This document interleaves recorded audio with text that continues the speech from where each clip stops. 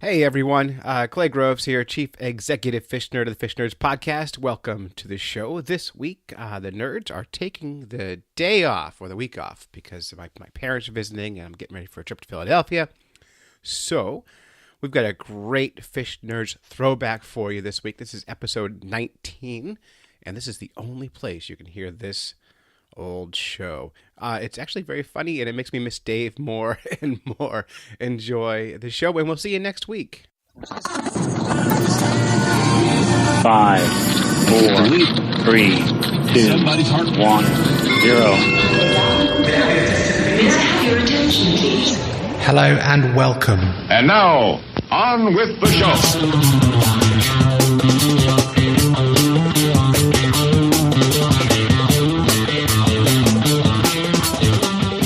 Check. All right, here we go. Welcome to the Fish Nerds Podcast. It's the latest about fish, fishing, and eating fish. I am Dave. And I'm Clay. Together we talk about fishy stuff that's happened to us, people we know, and other fish nerds we've seen.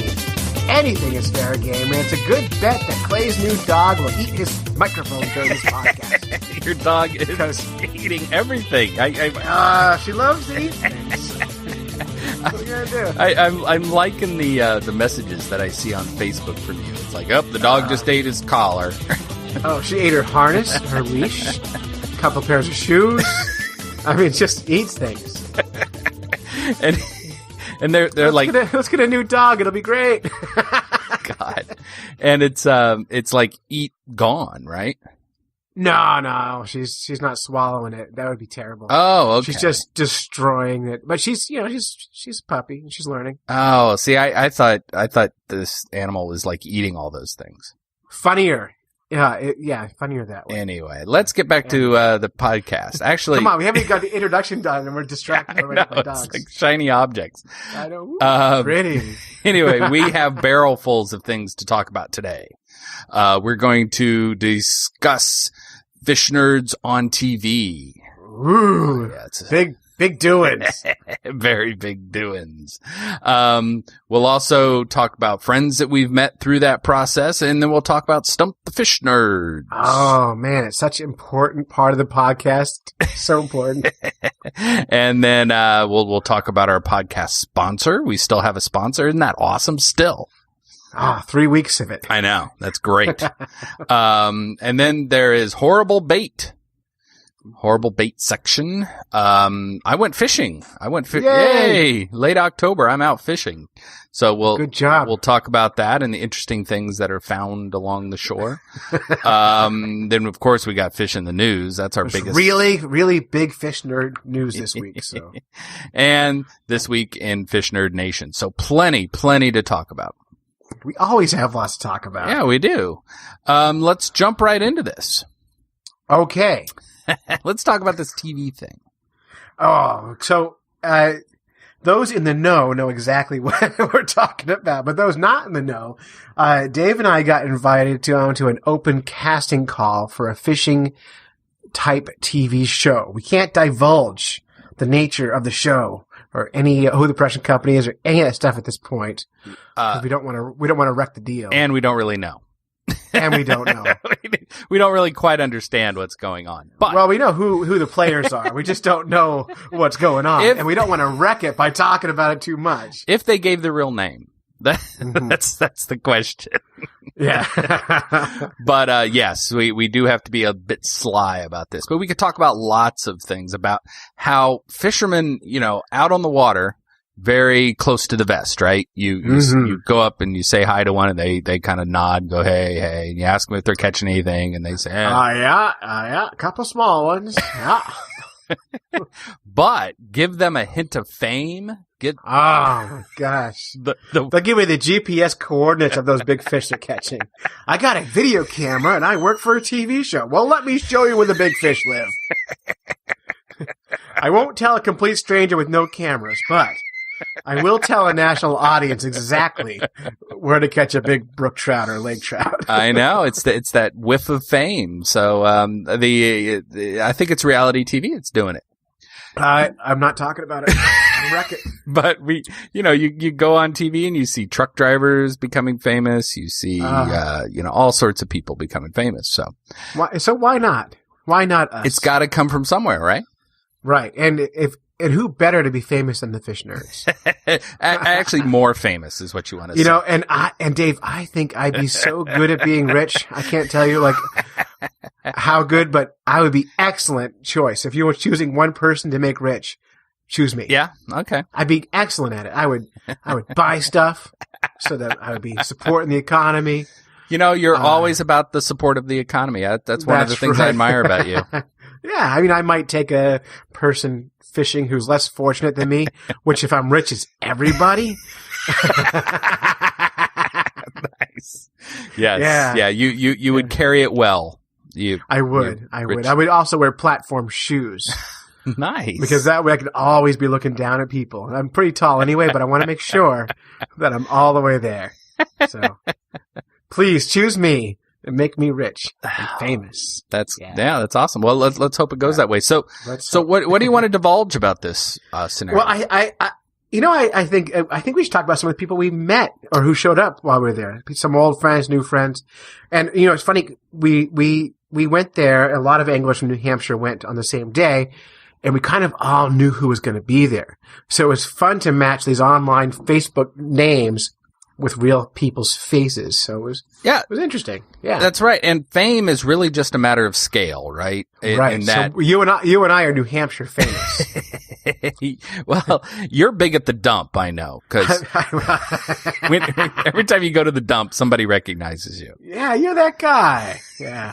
And of course you and your DMV stories. So but we got all that in the bag. For us, this was a little bit of a walk of fame because there are these forums that people go on and talk about. Primarily ice fishing is the ones we follow. And these folks have their handles, and we know them only by their handles. And right, we had, who do we see there? We saw let's just throw handles out here. We got Jigger, Laker Taker, Guinea, Dipsy was there. Yo Adrian. Yo Adrian was there. Yep. Who else? I can't remember all their names. And a guy named Curtis. Right. That's pretty much sums it up. A guy named Curtis. It was about 60, 70 people throughout the course of the day came through. Right. And what's your handle on those things? Mine is Potato Man Soup. Now, where did that come from? Okay. So when I was in high school, I was young and dumb, and I had a girlfriend. And she was moody, and I blamed her PMS on being moody. And I had a friend, but by the way, terrible mistake. Yes. Because she wasn't my girlfriend for long after that. Go figure. But I never know these things. But, so I had a friend there who had no idea what PMS meant. So we spent the whole rest of the night just making up different things that it could stand for, and the one that was funniest to me was Potato Man Soup. So then when I'm choosing online handles, I didn't want to be Clay 787. I thought I'd choose 3 words that nobody would ever put together, and so I'd be the only guy on the internet with that handle. And so that's where that came from. It's a stupid story, and I'm sticking with it. Oh my God. I'm so glad I asked that question. You always ask that question. Wow, that's great. Yeah. Oh, that's awesome. Yeah. Oh, we came up with some great PMSs.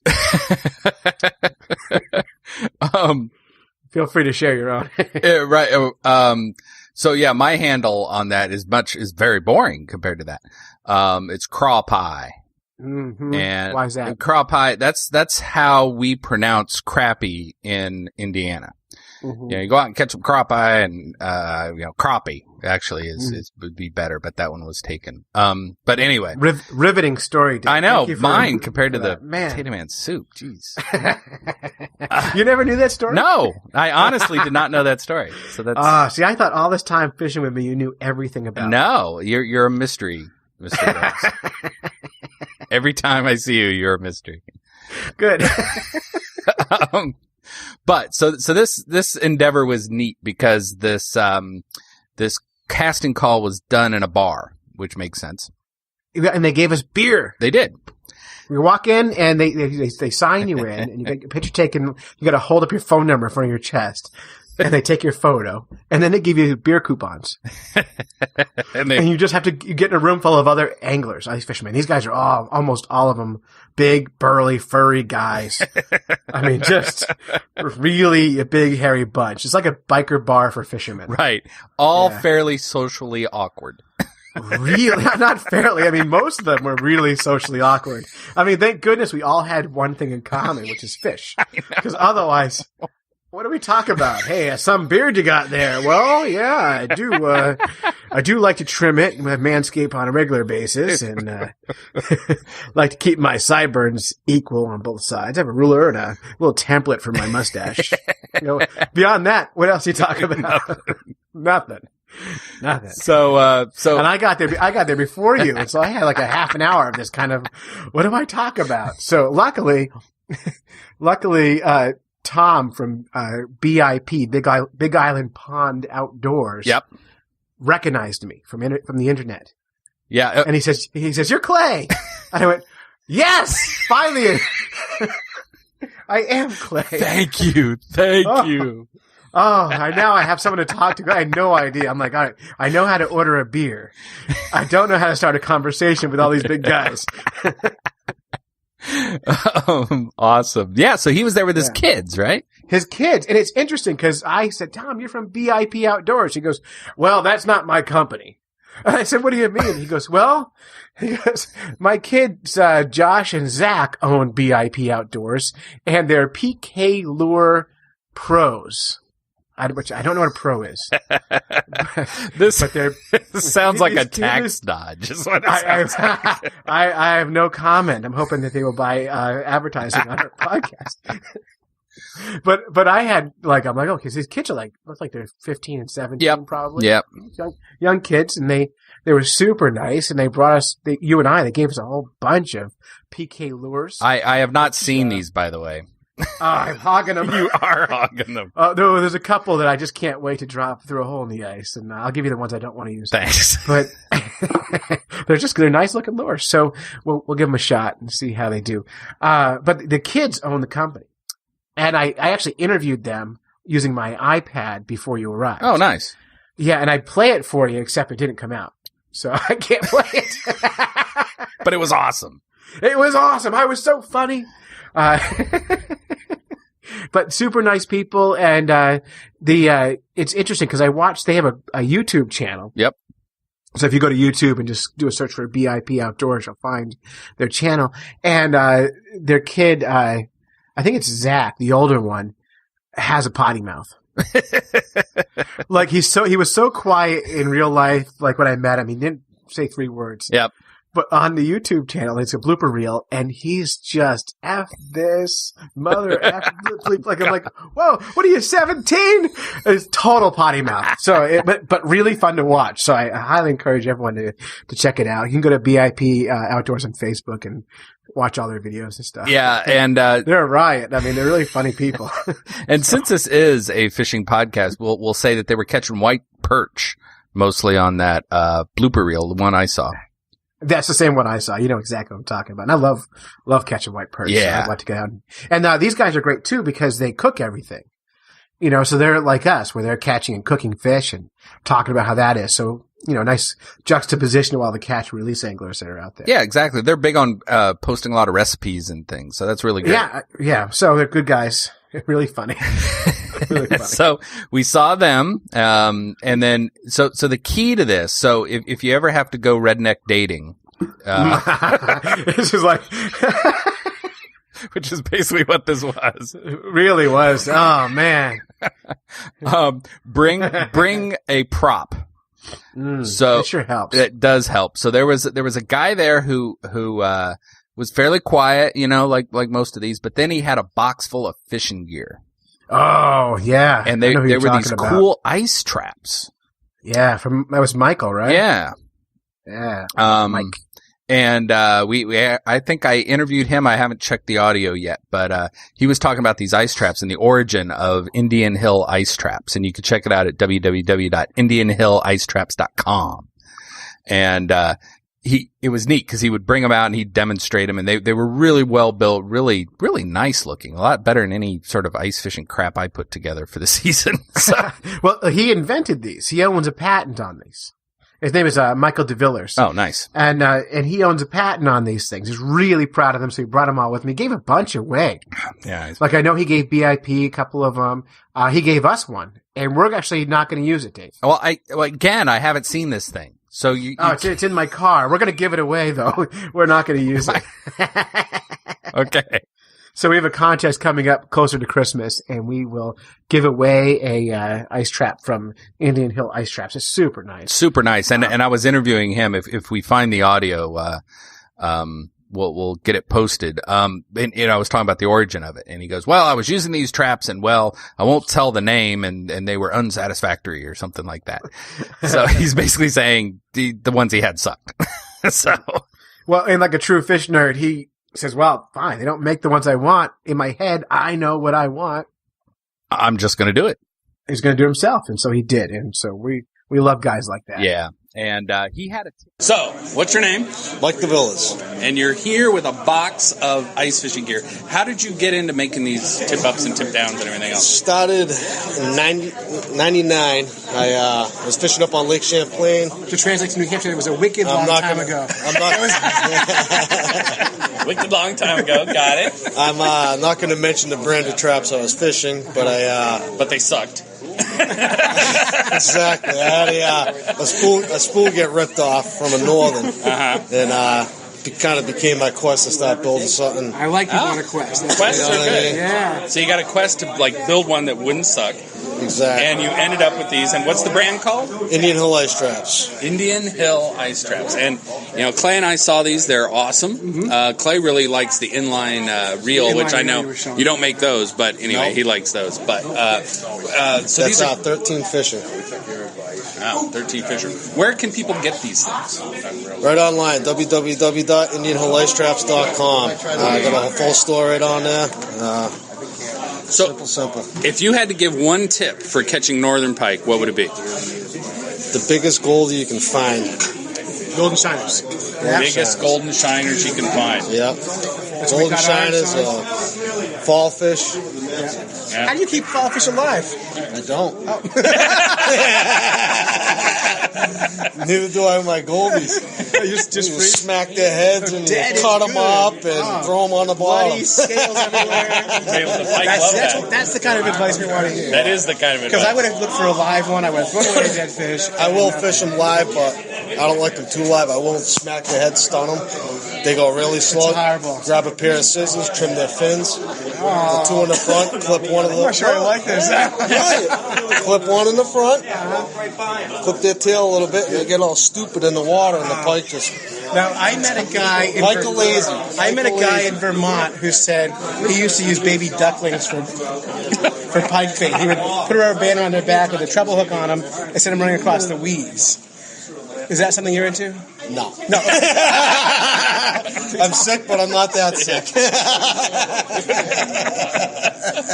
Well, that's all. We're going to end on that. So, fishnerds.com. Awesome. That's good. That's really funny.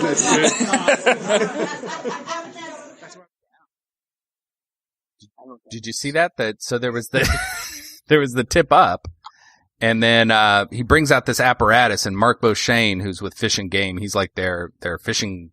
We're like name dropping like crazy in the first 10 minutes of this podcast. Who else do we know? Well, Bill Dance was in the corner. And Hank Parker was running the jukebox. I don't know those guys. Famous fishing people. Okay. Anyway. But anyway, Mark Beauchesne said, "Oh, that's a tip down." And what it was this fishing rod that basically was basically a flag went up when a fish took the bait, and then you could pick up the rod and fight the fish with the fishing rod. That's what we're giving away. Oh, that's great. I actually want that.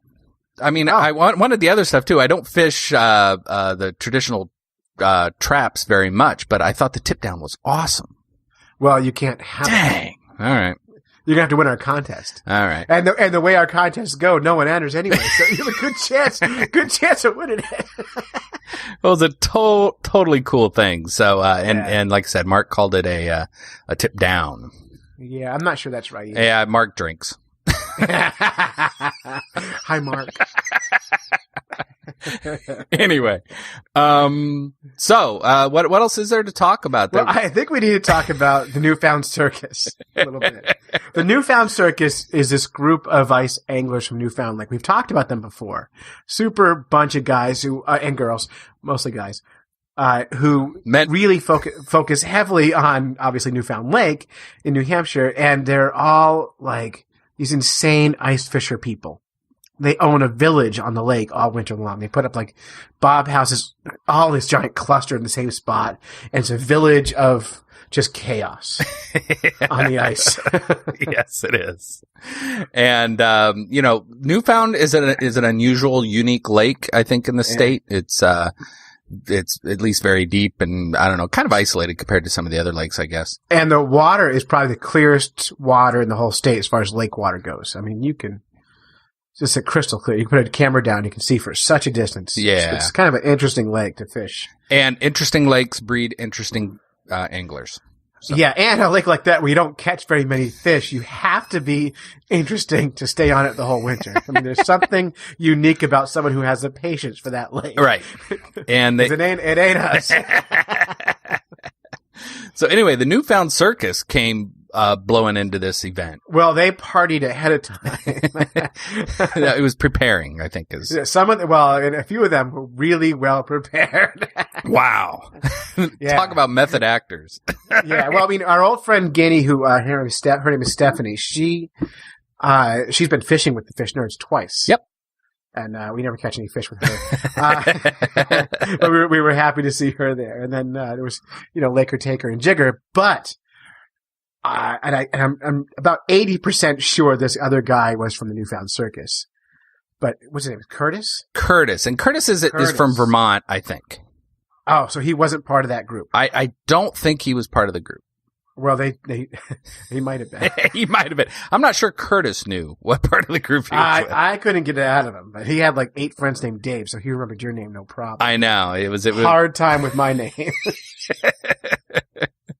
But Curtis, boy, he was the dude. He had the Curtis vibe. Let me describe Curtis. All right. Have you ever seen a one of those all-day suckers? Like a circle on a stick? Well, he had one leg. Wow. Yep, he did. Yeah, he did. And he was okay with that. He was okay with, he had a pair of shorts on, so he did, showing off the titanium leg he had. Yep. And I was talking to him, and he said that happened like a couple of years ago. Yeah, wow. Not very long ago. And he said, he's been ice fishing a couple of years ago. It got slow because, he lost his leg and that slowed him down. And, but now, boy, last year was good. So, well, he was great at telling stories. He guaranteed us he can catch us any fish in New Hampshire. Yeah, within the week. Within a week, he can get a whitefish. I don't doubt him. But I'd like to see him do it. But he, I don't know how much we should tell about him, but he's not going to listen to the podcast. The event took place in a very busy shopping area, the same place that we speared a white sucker a couple of years ago. It's a brook that runs right through the shopping district. Yep. And we're outside talking because it got kind of busy inside. And he goes, "Where's the head?" We said it was just up the stairs and around the corner. And he looks up the stairs, he looks at us, and he turns around, takes about 10 steps. And there's people shopping, high-end shopping behind him, like buying like baskets and things that people who spend money buy. And he's peeing in one of those half barrels, they have the plants, and he's just standing there peeing. And of course, no one's going to say anything because the dude's got one leg, so they don't want to he's got one leg. What am I going to tell him? You can't pee?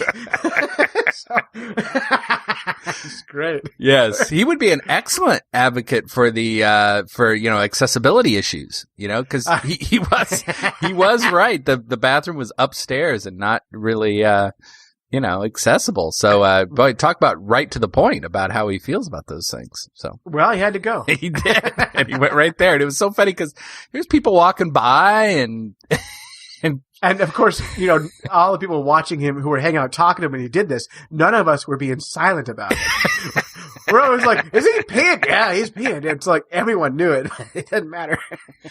Well, I have some iPhone shots. I can post those. Sure. Oh, I liked him. Yeah. I liked him. I'm afraid of him, but I liked him.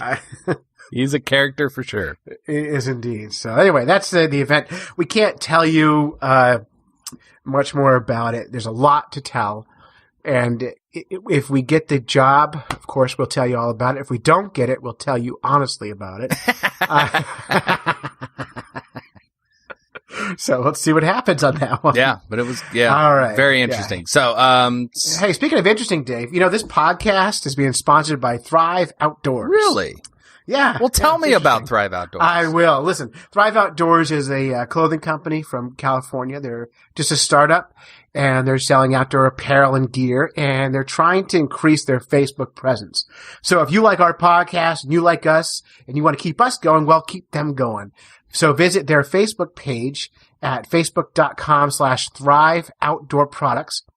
And while you're there, hit the like button, tell them Dave and Clay or the Fish Nerds say hi, and, buy a t-shirt or two, and support them. Helps us, helps you. Yeah. Helps everyone. And we are entertaining. And if you want to keep us on the air, you gotta support our sponsors. We are the world. Oh, kumbaya. We buy Thrive Outdoor products. All right. I got nothing to add to that. So the next thing is Stump the Fish Nerds. Oh, man. No one called this week. I know. We're giving away this cherry set of tip-ups to anyone who calls in with a Fish Nerds question. And, at this event the other day, people said, oh, Clay, I was going to call the Fish Nerds, but I can't think of a good question. And I'm like, well, think of a dumb question because we can use anything. So we love this part of the podcast. And it's just not working.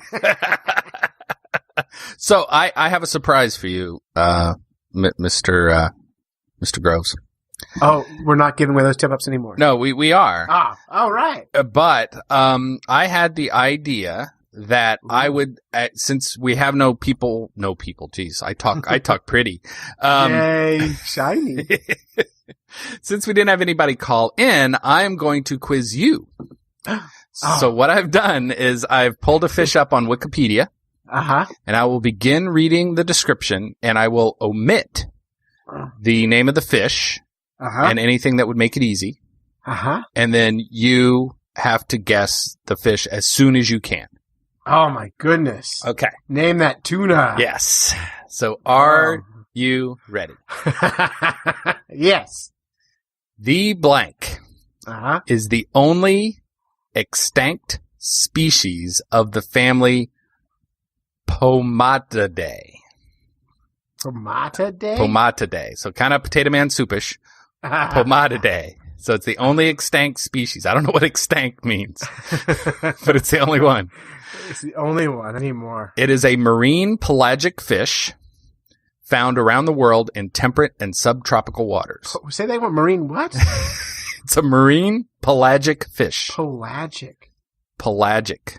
I actually know what pelagic means. What does it mean? It means open water. It swims so it's not on the bottom. That would be benthic. So it's pelagic. Anyway, except for, blah, blah, blah. The blank are known as the tailor in Australia. The tailor? They're known as tailor. And by the way, we're big in Australia. We are huge. We'll talk more about that in a little bit. Tailor. But, so all our Australian listeners are down under and go, oh, I got it. Crikey. I know, crikey, yeah. Blimey. I know that fish. I can't even do a whole sentence. You just went through the whole British Empire there, I think. I know. All right. So. It's called shad on the east coast of South Africa. Really? The same fish? It's called elf on the West Coast. Elf. And it's a fish I know the name of. Yes. And it's extinct. Yes. Are you sure? Oh, no, it's not extinct. It's extinct. Extinct. EXTANT. Ah, what's it look like? I'm reading this thing, all right? Oh, okay. I think I'm onto it. When you said extinct, it lost me for a second. Oh, no. Extinct. Extinct. Yes. Well, that changes everything. It's a good eating and popular game fish. Oh, I know the fish. The blank, you know it already? I think I know it. But keep going. Okay. I want to hear what you say about it. I want to double check myself. The blank is a moderately proportioned fish with a broad... I always love the phrase moderately proportioned. They have eyes on both sides of their head. Unlike the disproportionate flounder. Yes. So this is a happily symmetrical fish. Uh-huh. Open water fish. Yep. Forked tail. Mm-hmm. The spiny first dorsal fin is normally folded back in a groove. Ooh. As are its pectoral fins. Coloration is a grayish blue-green dorsally, faded to white on the lower sides and belly. Its single row of teeth in each jaw are uniform in size, knife-edged, and sharp. I know the fish. We fish for these. Yes, we have. It's a bluefish. It's a bluefish! Yep. Yay! Yay! Go fish nerd! So what about extinct means? I don't know. I'm going to look it up while you're talking about the bluefish. The bluefish is a moderately proportioned fish. You know, I grew up fishing for bluefish, Dave. I know this. Off the Jersey Shore. When my dad and I used to go trolling for blues. And we get like these massive blues. My memory is about 40 pounds. Wow. Yeah. Wow, those are big fish. Reality, they're probably pushing 10. But still, that's a teenager, you know. But my first memory of bluefish was I went to the Cape with my grandparents when I was a kid. I was probably 10 or 12 years old. Yep. And we were swimming in these in shallow water, and there was a little island next to us, and this school of pogies started floating around us. Like this huge school of little fish they would call them pogies. Pogies. And then I saw blood in the water, and these half-eaten pogies were floating near me. Like just big bites out of them. And then a big fish brushed past my leg. I'm about waist deep in the water. How old are you at this stage? I was like 10 or 12. Oh and I'm thinking sharks. So Or pacu. Luckily I was wearing my pants. You know, being from New Jersey, I never swim naked. So I climbed up on this little island, and these bluefish, which is later I learned they're bluefish, this huge school of them were chasing these little pogies all around this island. So I was surrounded by bluefish and bloody pogies. And I'm on this island. I had no idea what to do. And a guy in a little sailboat, like a sunfish, came into the rescue and rescued me and brought me to shore. You know, he was my hero. Yes. Yeah. Wow. Yeah, that's my bluefish story. That's a good bluefish story. Yeah, and then later that day I was watching a guy, he would net a pogie out, put it on a hook, and catch a bluefish. It was just that easy. And that's when I really decided I wanted to catch bluefish. Oh, yeah. They're an impressive fish when they start schooling. Oh, yeah. So fun. Yeah. Extant,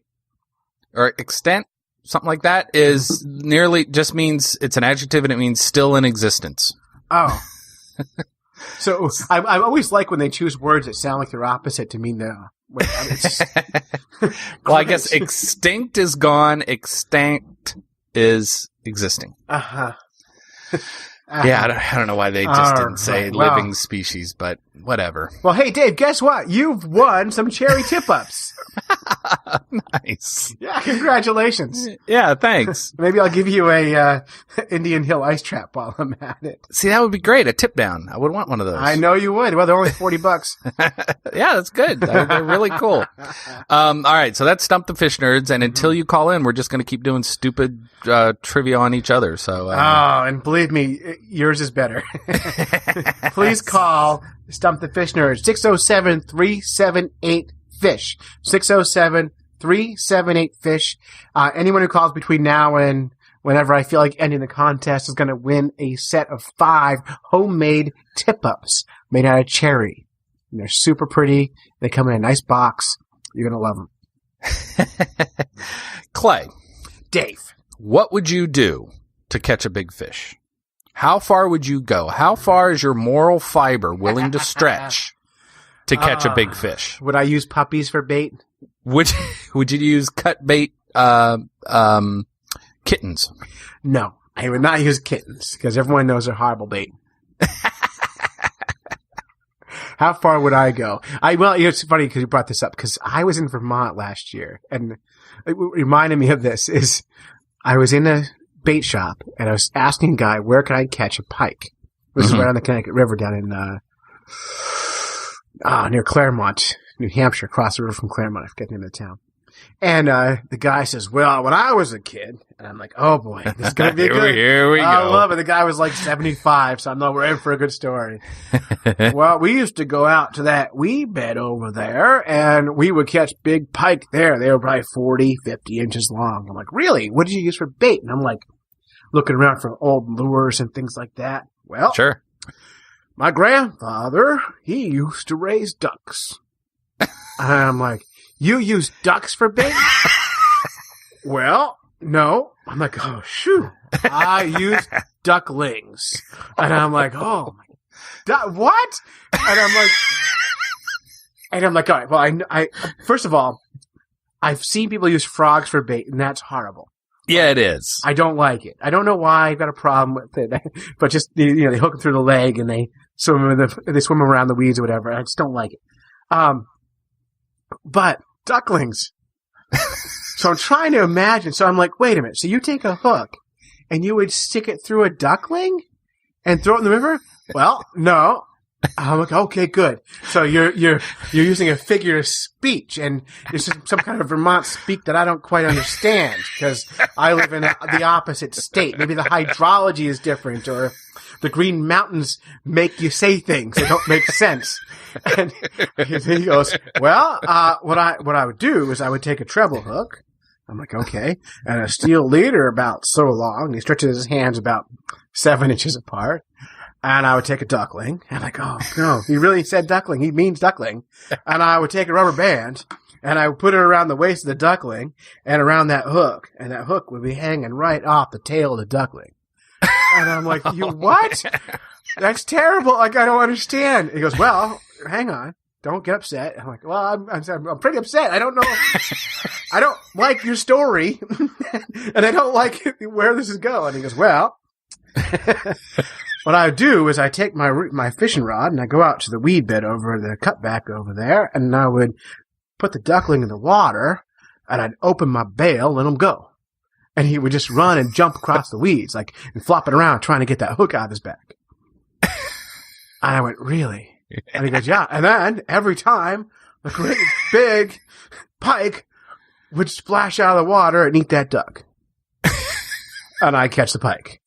Wow. And wow. And I said, and then what? Well, then I'd eat the pike. What happened to the duckling? Well, sometimes he'd live. God. And I'm like, all right, well, hey, thanks for the fishing advice. I gotta go. I'm gonna go back across the river now to New Hampshire where it's safe.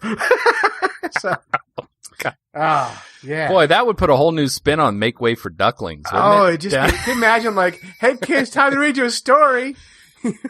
Quack, Mac, Lack, and Quack, and all the names of those ducks. Mac, and Bait.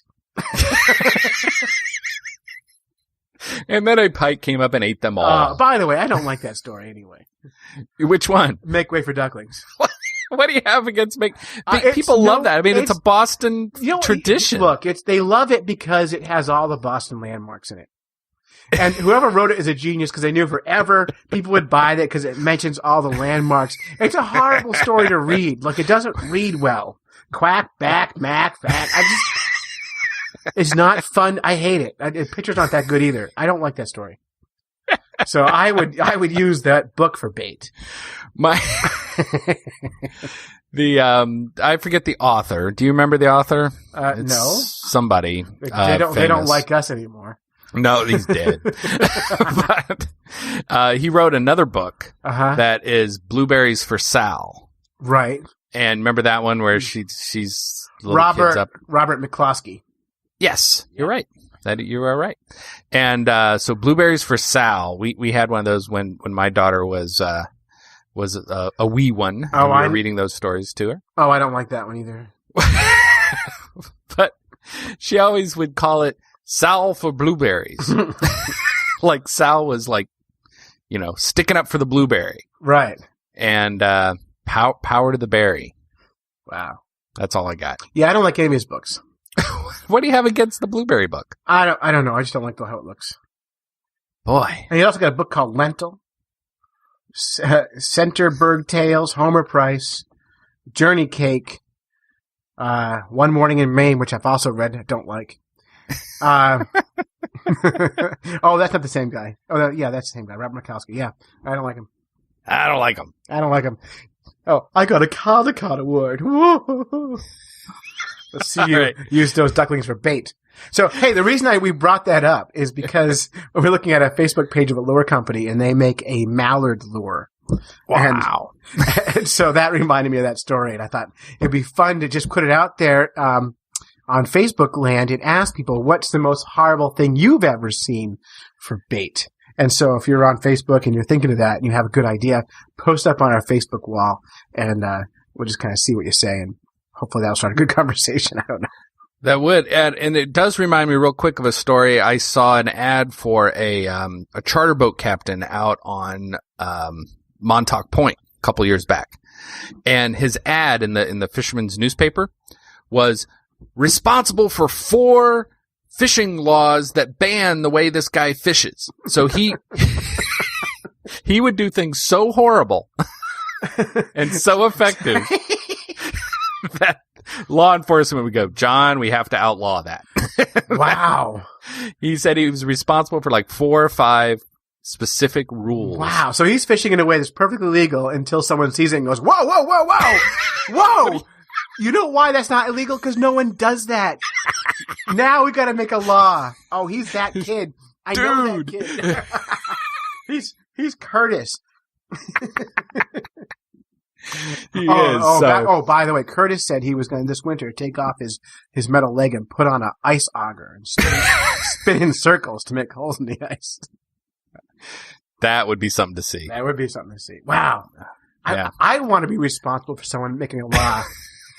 Isn't that great? Yeah, and it wasn't really just once. It was like multiple times. Wow. It's like, I'm so efficient, and he was a shark fisherman. So whatever he was doing to sharks, it was impressive. Like he just targeted sharks?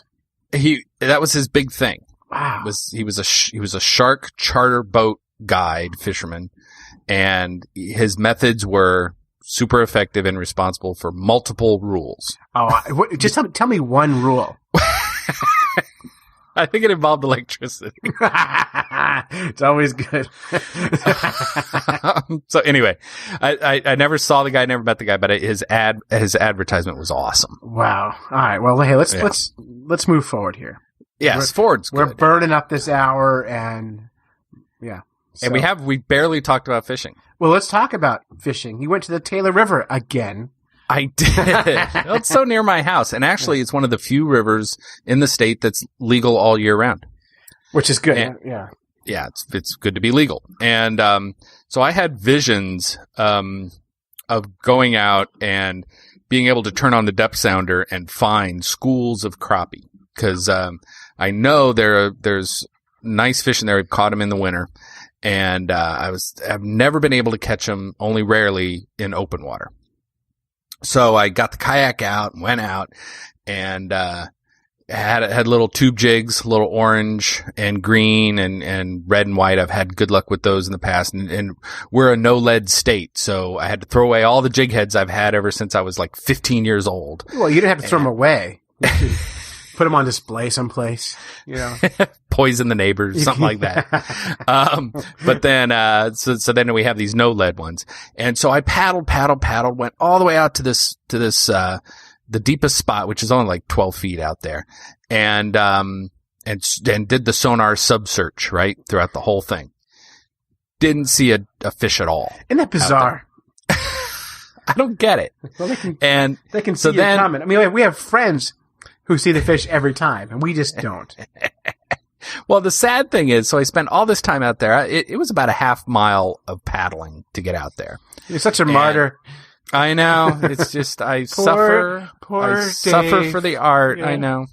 Anyway, so then I paddle all the way back, and just before I get to the takeout, and I've already burned all the time that I had on this Sunday morning, I see a whole ton of fish right in front of the bridge. Did you turn the sonar on when you came by there the first time? No. So I went right over them and then came back and saw them all there, and they were just laughing. But I did catch a largemouth. It was a nice one. It was on a 10-inch sluggo that was a unique color. Have you ever kept all your plastics in all together? I have. Yeah. Big mistake. Big mistake. Cause if you like multiple colors, it's a big mistake. It's like psychedelic, weed smoking lures, And so I caught this on this very unidentifiable color that I will never be able to reproduce. Oh, too bad. I know. And but it was awesome. There's nothing better than a sluggo that's kind of just cruising through and a fish comes up and hammers it. So, it wasn't huge. It was maybe a pound or two. Well, it's bigger than the no fish you were catching all day. I know. And totally awesome. Yeah. So I got some pictures of it and I was really happy. So good. That's excellent news.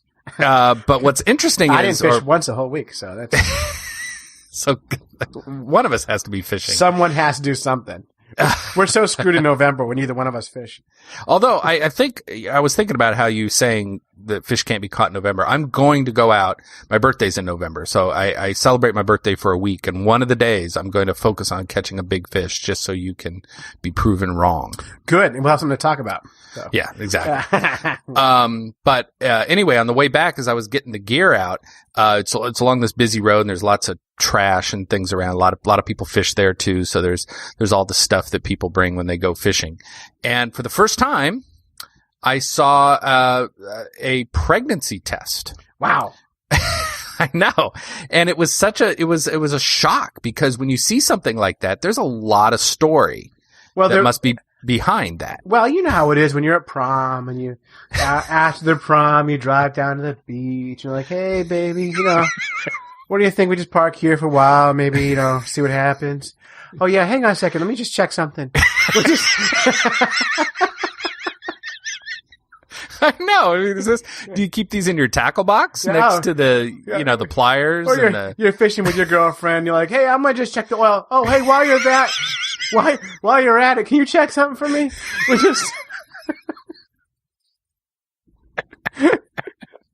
Yeah, I don't know if it's downtime thing, it's like, somebody's so busy that they can't take special time out to check to see if they're pregnant. Maybe she bought the test.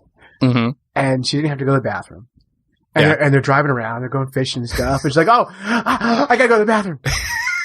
And while I'm at it, let's, I don't know. Maybe they're looking for spawning fish. And they use that for testing the hormone levels in the water to see if the fish have been spawning in that area. I think a law needs to be made. I think so. Where's that guy? This is clearly something that shouldn't happen. Never. But our listeners will be happy to know, or I don't know how you'll feel about it. The test was negative. Oh, thank goodness. Thank goodness.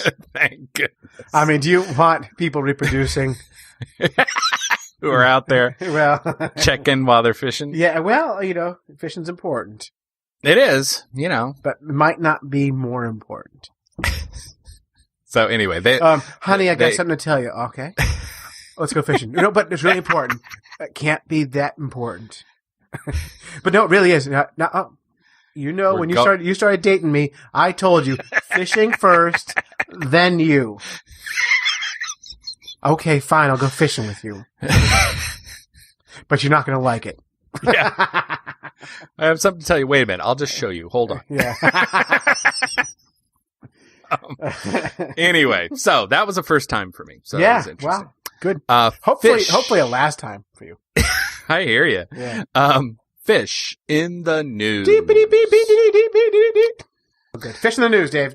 Fish in the News from the Telegraph. And the way Fish in the News works is we scour the world for interesting fish stories, and we report them back to you on Fish Nerds, the podcast. This is the UK Telegraph. This is the UK, exactly, yes. Pronounced uck.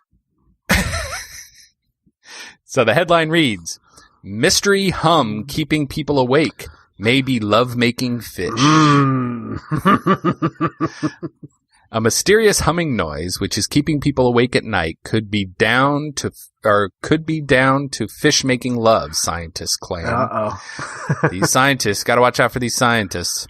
So the story goes, the noise, which resembles, which residents say pulsates through their homes, starts at about 10 p.m. and carries on all night. That's great, because if we were fish, Dave, if I was a fish, it'd be like a minute and a half. That's right. These are impressive. That is impressive. I mean, right away. I know. You know, that's why fish are so great. I mean, there's just nothing they can't do. Well, I'm impressed that they're awake at 10 p.m. Oh, I know, like 9:45. Well, look at the time. Oh, I got to work tomorrow. Oh, it's a Friday night. Yeah. Well, yeah. Good night. So scientists believe the noise could be being caused by fish having sex in an estuary nearby Hythe, in a town nearby Hythe, near Southampton in Hampshire. Midshipman male fish let out a distinctive drone to let females know they are searching for a mate. That doesn't sound like they're actually mating. That sounds like the cat call. Like that's like them. Baby, yeah, baby. That's right. So they're not actually having sex making that noise. They're looking to have sex. Well, fish sex is a slippery business, right? Well, yes, it is. So there are a few that do it like the mammals do it. Okay. But most just kind of get next to each other and get excited, and then that's what happens. Right. So maybe they are doing this. Maybe they're humming and droning while this is going on. Wow. So I know it must be a very happy affair for them. The noise can go on for hours and often increases in volume as competing males attempt to out-hum each other. Do me, do me, do me, do me, do me, do me, do me, do me, do me, do me, do me, do me, do me, do me, do me.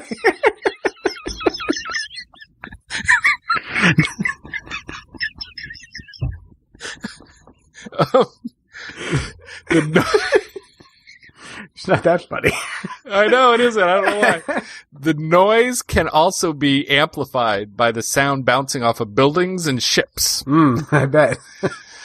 The noise is famous in Seattle, Washington, really? USA. Really? Yes. You know, because I flew into Seattle. I never saw the Welcome to the Humming Fish State or the the home of the humming fish or the Welcome to the Horny Horn Fish Overture. This is the horny fish capital of the Northwest.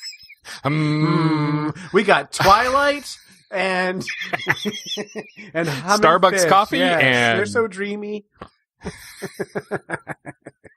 I'm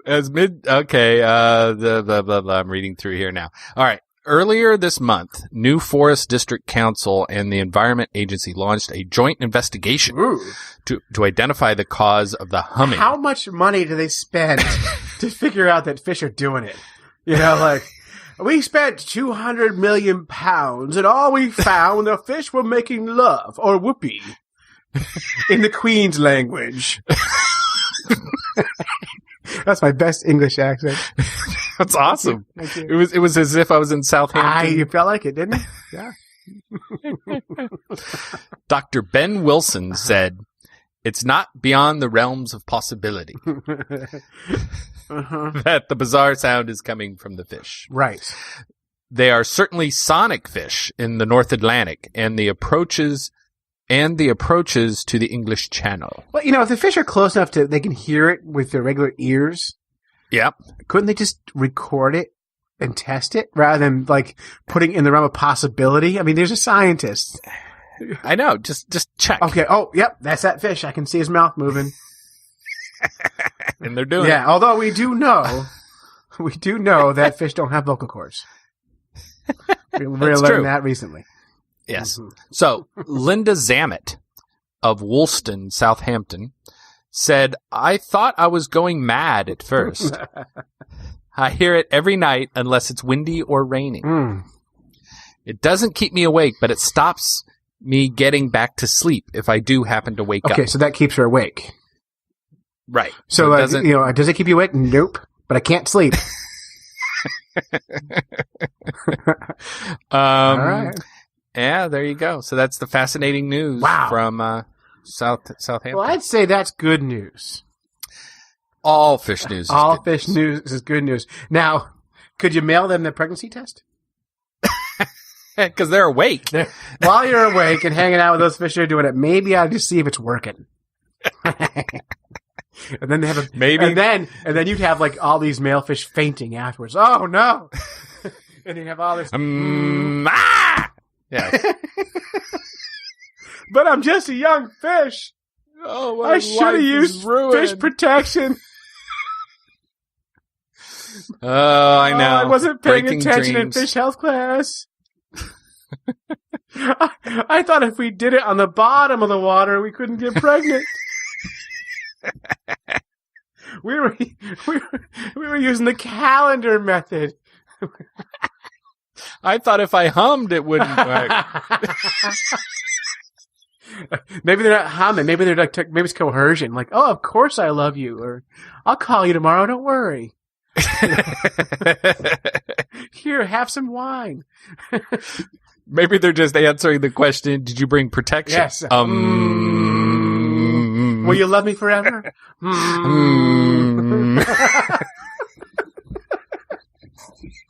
I want you to meet my mother.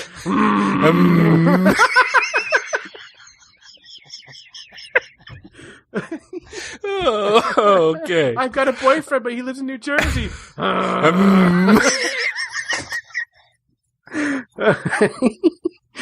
right. Wow. Why do we do this?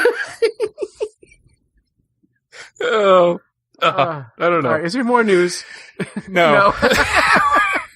We're done with the Let's news. move on to This Week in the Fish Nerd Nation.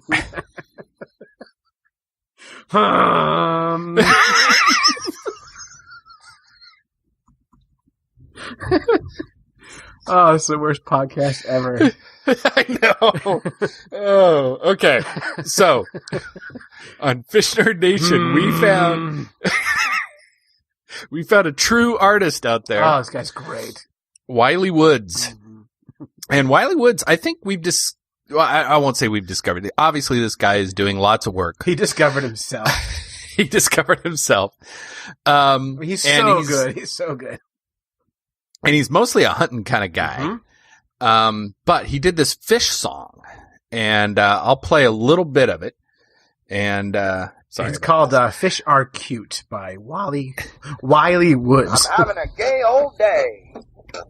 But I realize that they don't have vocal cords. Fish are cute, fish are cute. Can't make them pets cause they taste so good. They shit where they live and they eat where they poop. And fish are cute. Went last Tuesday and they started to hit. Threw back at Greenland cause they taste like shit. But I got 3 more days of fish and chips. And some ling cod with mint wrapped in bacon. Fish are cute, fish are cute. Can't make the pets cause they taste so good. Everyone should eat them, doctors say we should. But fish are cute. Oh, fish are cute. Can't make them pets because they taste so good. The best part, at one point in the song, this is all a video, you can check it out on YouTube or fishnerds.com, is that he says he didn't try his dog because he's afraid he'd like it. Great stuff. So he is really good. So, fish are cute. Yeah. Doctors say we should eat them. So if you're not checking in every day on fishnerds.com, that's what you're missing. That's what you're missing. Gold. It's You're missing gold is what you're missing. Gold, yeah. And we had a check-in from our friends in Australia. Oh, crikey. Good day. Put another well, we've shirt lost on our the friends bomb. in Australia. My English and my Australian are so good. They're so good. Spot on. Spot on. I'll do German next week. Nice. But our friends from JR Adventures are these two young guys just starting out making YouTube videos. I think they're trying to become the next Carl and Alex, but they got a way to go. But they're starting out. They got a couple of GoPros, and we shared a picture of them fishing for these things they call what do they call them? Juvenile Australian salmon, which look nothing like salmon to me. Yes, but that's what they're called. You can tell by their accent that they're Australian salmon. The funny, it's great. These guys are out in this estuary. They're catching these little fish. They're loving it. The funny thing is, for some reason, their bucket is so far away from them. Do you notice that? Well, maybe that makes the adventure. Maybe their whole quest is to catch all the fish in Australia and carry them as far as they can to a bucket. That's probably it. I mean, it's a long haul. It's a good haul. It's fun to watch, though. Well, drop the fish 3 times, and then drop it in a bucket. Yeah, it's true. So they ended up putting them in this bucket. But really interesting. It's always great to get fish nerds from around the world. Yes. Chiming in and sharing, because one of the bizarre things about fish and fishing is that the essence of it is the same, right? Mm-hmm. Throughout the entire world. It's like you have a line, you can't see what's going on, you feel a tug, you pull in a fish. Right. It's magic. It's awesome. It's magic. And it's happening around the world. Mm-hmm. And it says, I don't know, it's just a lovely thing, this fishing. It is. And it's, I think it brings cultures together. So even those people whose toilets flush in the wrong direction can be friends with those of us whose toilets flush in the right way. We are the world. We are the fish nerds. Oh, man. Let's end this. Yep. So that's it for another podcast. That is it. So one word. Let's go through this closing. We wrote a closing, so we should at least try it. Okay. You have listened to a couple of fish nerds when you could have been fishing. Mm-hmm. We'd like to thank our families for supporting us while we podcast, go on fishing quests, and do all sorts of silly things that middle-aged guys do. If you would like to support the Fish Nerds, you can like us on Facebook, rate us 5 stars on iTunes, or throw us a little cash to support our impending book. You'll get a little donate button now on our Fish Nerds page, fishnerds.com, or buy some advertising here on our podcast. Special thanks goes, again, our Fish Nerd Nation correspondent, Tim Moore of Tim Moore Outdoors, and our podcast sponsor, Thrive Outdoor Products. We like those guys. So until next time,